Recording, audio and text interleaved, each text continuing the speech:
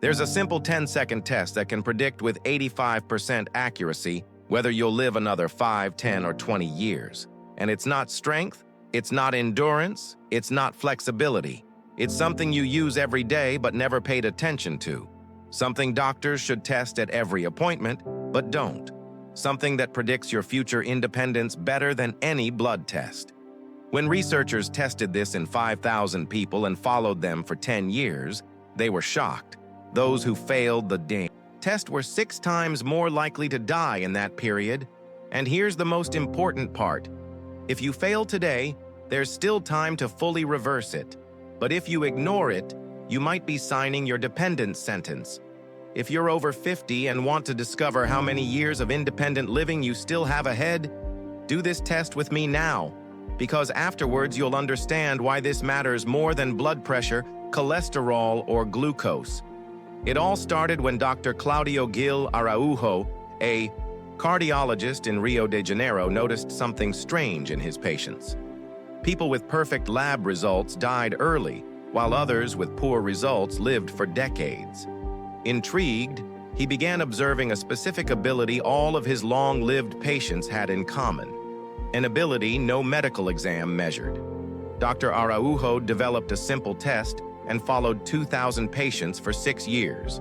The results were published in the European Journal of Cardiology and shocked the global medical community. The test had more predictive power than age, weight, blood pressure, or family history combined. People who scored the maximum had a 5 times lower risk of death than those with low scores. But here's the most impressive part. The test doesn't measure what you think. It's not cardiovascular capacity. It's not muscle mass. It's not agility. It's something far more fundamental, your ability to maintain physical independence as you age. And there you are, worried about whether you'll be able to take care of yourself in 10 or 20 years, whether you'll be a burden on your family, whether you'll be able to keep your dignity and independence. You look at older adults who need help with everything, getting out of bed, going to the bathroom, climbing stairs, and think, will I get to that point? At the doctor's office, you run 1,000 tests, but no one checks your real functional capacity. No one evaluates whether you'll be able to live on your own at 80 or 90. Then you see that 85-year-old who still lives alone, drives, travels, and you think, what luck? It's not luck. It's that they maintained the capacity I'm about to show you. The difference between those who keep independence and those who lose it isn't genetic. It's functional, and it can be measured in 10 seconds. Have you ever thought, wow, I used to be so much more agile? This test reveals exactly where you are on that curve. The test that predicts longevity is the sitting-rising test. Sit and rise test. Developed in Brazil, validated worldwide. How to do it. Step 1, take off your shoes, stand barefoot. Step 2, sit down on the floor without using any support. No hands, no knees, no bracing on anything. Step 3, get up from the floor also without any support. Scoring. You start with 10 points and lose 1 point each time you use your hand for support, use your knee for support, use the side of your leg, lose balance, need any external support. Result interpretation, 8 to 10 points. Excellent. Very low risk of death, 6 to 7 points. Good, moderate risk, 4, 5 points. Fair, increased risk, 0, 3 points. Critical, very high risk. Dr. Araujo found that each point lost increases the risk of death by 21% over the next 6 years. Do it now with me. Pause the video, take the test, and tell me your score in the comments. Why this simple test predicts longevity better than complex exams. Scientific explanation factor 1, neuromuscular integration. The test assesses coordination between the brain, muscles, and joints. When this integration fails, you quickly lose independence. Factor 2, functional strength. It doesn't measure max strength, but usable strength in everyday movements. It's the difference between lifting weights at the gym and getting out of bed by yourself. Factor 3, dynamic balance. It combines stability with movement. People who lose this are the first to fall and suffer serious injuries. Factor 4. Active flexibility. It's not just touching your toes, it's maintaining range of motion with muscular control. What happens when you lose these capacities? First, you need support to stand up. Then, you need help to climb stairs. Next, you need assistance for basic tasks. Finally, you lose total independence. Dr. Rebecca Hardy from University College London confirmed the test is an early frailty detector. It identifies risk 5 to 10 years before symptoms appear. 3 people who changed their future through this test. Carlos, 68, took the test and scored 4. He was alarmed, started a specific improvement program. In 8 months, he reached 9 points. Today, at 71, he's more agile than at 60. Program he followed: sit and stand from a chair 10x, 3x per day, wall squats 5x, 2x per day, single leg balance 30s, 2x per day, hip stretches 5 min per day. Result: from high risk to very low risk in under a year. Marina, 73, scored only 2. Her family was already looking for a caregiver. She decided to fight, applied a specific protocol for 6 months. Her protocol: gentle yoga, 20 min daily, daily walking, 30 min functional.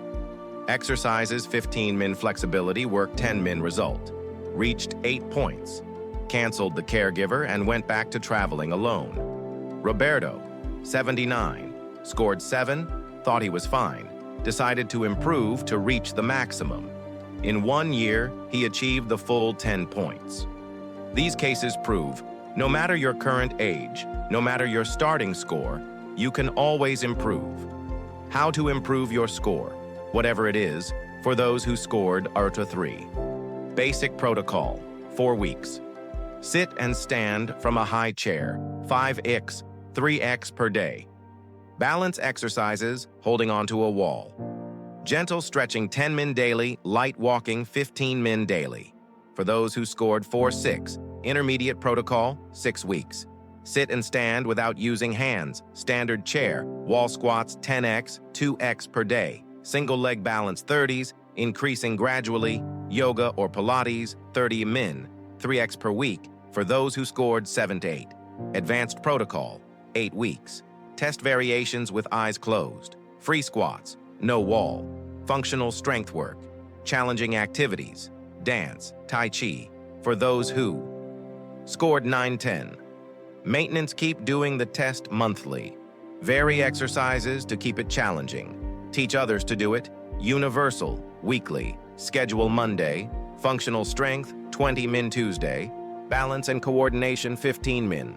Wednesday, flexibility, 20 min. Thursday, functional strength, 20 min. Friday, balance and coordination, 15 min. Saturday, free activity, dance, long walk. Sunday, gentle stretching, 15 min. Redo the test every 4 weeks to track progress. Caution: when not to do the test. If you have severe, uncontrolled heart disease. If you're recovering from recent surgery, if you have a labyrinthitis vertigo flare-up, if you have severe knee osteoarthritis, in these cases, consult your doctor first. Signs of improvement: you get out of bed more easily. You climb stairs without leaning on the wall. You don't need support to put on shoes. You balance better in the shower. You feel more confident when moving. How long it takes to improve: first weeks. Confidence improves 1 month. Strength improves 2 months. Balance improves 3 months. Coordination improves 6 months. Test score improves realistic goals. Don't expect to gain 5 points in 1 month. Progress of 1 to 2 points per quarter is excellent. Maintaining a high score is a victory. Any improvement means more years of independence. Here's the reality: your future independence is being decided today. Every day you don't train these capacities, you get a bit closer to dependence. But the good news is that you have full control over this. It doesn't depend on a doctor, medication, or genetics. If you want to discover other scientific tests that predict longevity, watch this video about the 7 signs that you'll live to 100. It will perfectly complement this test. And if you haven't subscribed yet, click the bell. Every week I bring tests and science-backed methods to help you maintain independence and vitality. Share this video with someone who needs to know whether they're prepared to age with dignity. In the comments, tell me, what was your score on the test? And if you scored low, which protocol will you follow? Remember, independence isn't luck, it's preparation, and you still have time to prepare. See you in the next video. Keep training for your future autonomy.